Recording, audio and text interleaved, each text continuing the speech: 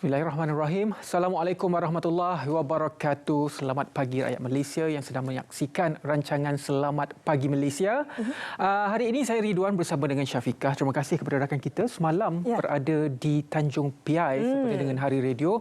Raja Sufia dan juga Irfan berada di sana. Kini kami kembali ke studio untuk memberikan info kepada anda. Dan hari ini 14 Februari 2024. Jadi hari Rabu ni biasa Syafiqah kita akan bawakan topik-topik yang berkaitan dengan teknologi lah. Kan? Ya. Itu akan kita bincangkan sebentar saja lagi sehingga jam 10 ini. Tapi terlebih dahulu ingin kami kongsikan bersama-sama dengan anda di antara berita-berita yang menggempakan kita semalam. Kita mulakan terlebih dahulu dengan ini semalam ya Ridwan. Dalam pada mana masih lagi ramai yang bercuti dan juga menyambut sambutan Tahun Baru Cina. Ini yang terjadi semalam di Kapar lebih kurang 1.28 tengah hari di mana pesawat ringan terhempas di Kapar Kelang.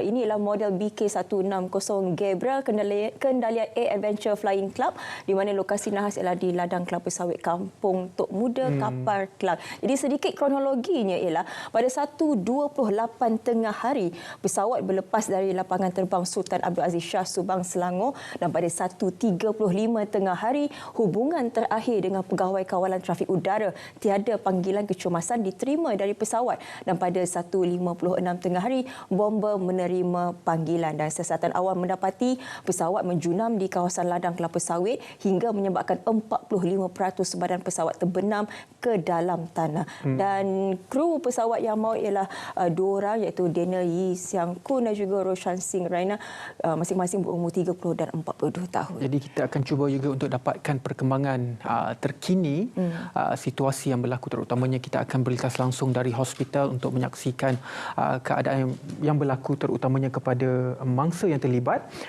Dan kalau kita lihat di sini antara perinciannya juga yang mana mayat kedua iaitu mangsa nahas pesawat Gabriel BK160 telah pun dibawa keluar dari lokasi yang ditemukan di Kampung Tok Muda pada pukul 8.10 malam tadi. Jadi Ketua Polis Selangor Datuk Husin Omar Khan memaklumkan berdasarkan daftar penerbangan kedua mangsa dikenal pasti sebagai Daniel Yee Hun 30 tahun yang juga juruterbang, manakala seorang lagi mangsa adalah Roshan Singh Raina 42 tahun.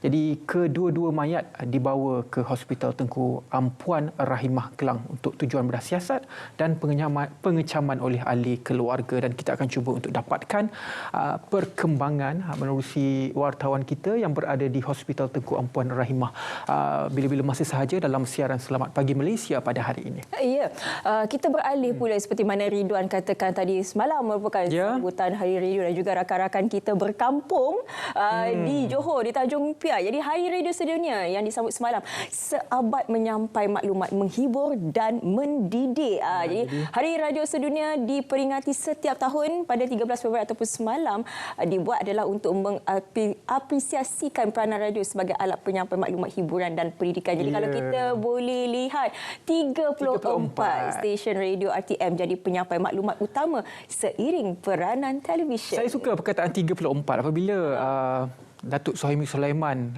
mengepalai RTM. Dia mewujudkan satu rancangan. 34 je. Jadi apabila kita duk dengar selalu hari-hari siapa yang dengar Radio Negeri dan juga National FM, 34 je, ia signifikan untuk mengingati bahawa RTM ini ada 34 stesen. Tapi semalam telah pun dilancarkan satu lagi stesen baru yang boleh didengar secara atas talian iaitu Music FM.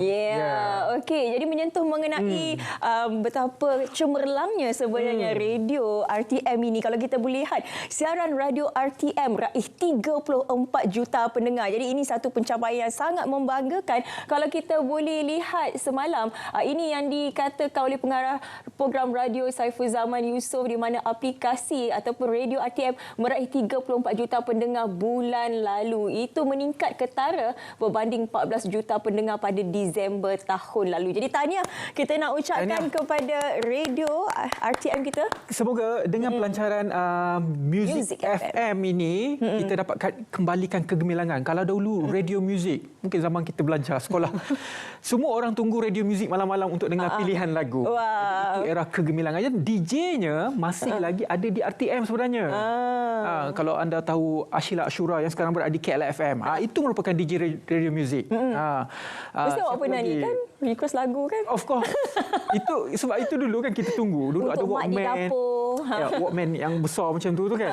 Dengan disc player dan sebagainya, itu mengimbau memori, dan semoga dengan pelancaran Muzik FM yang terbaru ini dapat mengembalikan kegemilangan zaman radio di RTM ini. Okey, sedikit sebelum kita nak ke biar betul, tapi kita nak kongsikan juga kepada anda fasa akhir MTL di mana Malaysia akan mengalami cuaca panas dan kering. Kalau kita boleh lihat baru-baru ini cuaca memang sangat panas ya. Jadi ini akan dijangka berterusan sehinggalah penghujung Mac ini. Jadi dalam tempoh itu litupan awan dan taburan hujan kelazimannya adalah kurang di kebanyakan tempat, terutamanya di kawasan utara Semenanjung termasuk Perak, Pahang dan Kelantan. Ya, itu sedikit perkembangan dapat kami kongsikan untuk kita memanaskan badan dalam Selamat Pagi Malaysia pada hari ini.